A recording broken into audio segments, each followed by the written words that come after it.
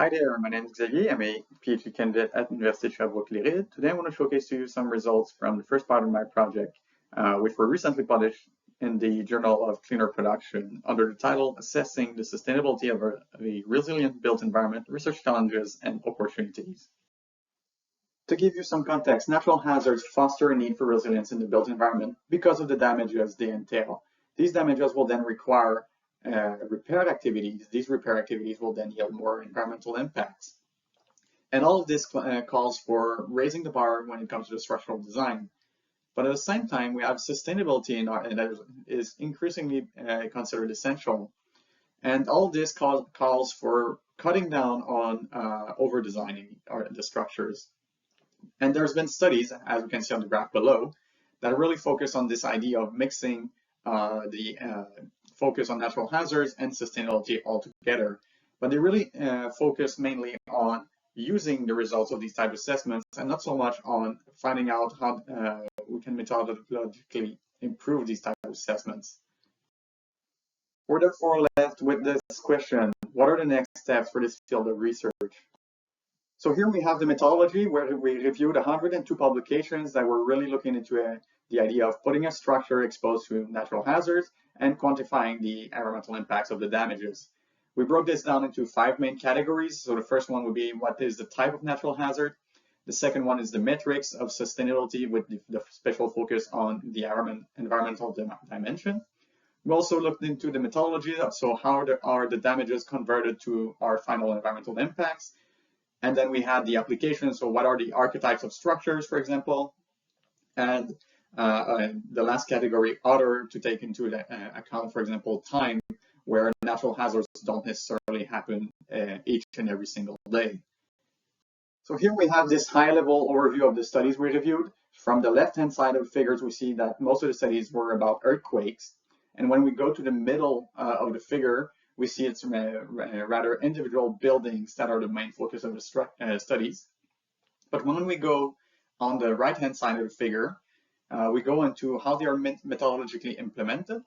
And we see that half of the studies go for a systems perspective. So the systems perspective is really about trying to understand at a high level what are the level of damages in the structures, going from a minor damage level to all the way to severe and maybe a brink of collapse, for example, rather than the component perspective, where we are trying to understand each individual components, how they behave during the event. But what's interesting is when we move from the damages to the environmental side, we see, so this is the outer ring of the right-hand side figure. And we see that now the studies go and they start to explode their methodologies, they start connecting in different ways, and there's a lot of diversity on that side. So going back to our core idea at the beginning of this, what are the next steps for this field? We essentially identified 22 research opportunities while reading these papers, and we broke this down into 2 main categories and 6 subcategories. So going through them quickly. For example, advanced LCA we really found a lot of studies that goes into the idea of accounting what are the environmental impacts of repairing the structures, but not a lot of them try to go into the idea of improving resilience. What would be the environmental consequences of improved resilience? So this is one thing for advanced LCA. The other subcategory that we can look for is wider scopes, because structures are interconnected with one another. That means if one of them is damaged, how this will influence how we use other structures and things like that. So wider scopes. Sensitivity and uncertainty, that is, we need to do a lot of assessments and then a lot of simulations to have a good idea of what could be the environmental impact. And so far, it's not really that much implemented in these assessments. Moving to modeling frameworks, as we've seen from previous slides, we have different frameworks with different levels of refinement available. But so far, they're not really leveraged for this. The assessments try to just combine things as much as they can, but they don't really apply the right framework at the right place yet. Tools and data, it's all about the idea of making these assessments efficient and coherent. There's a lot of issues with handling a lot of data sets, so that is one key research opportunity here.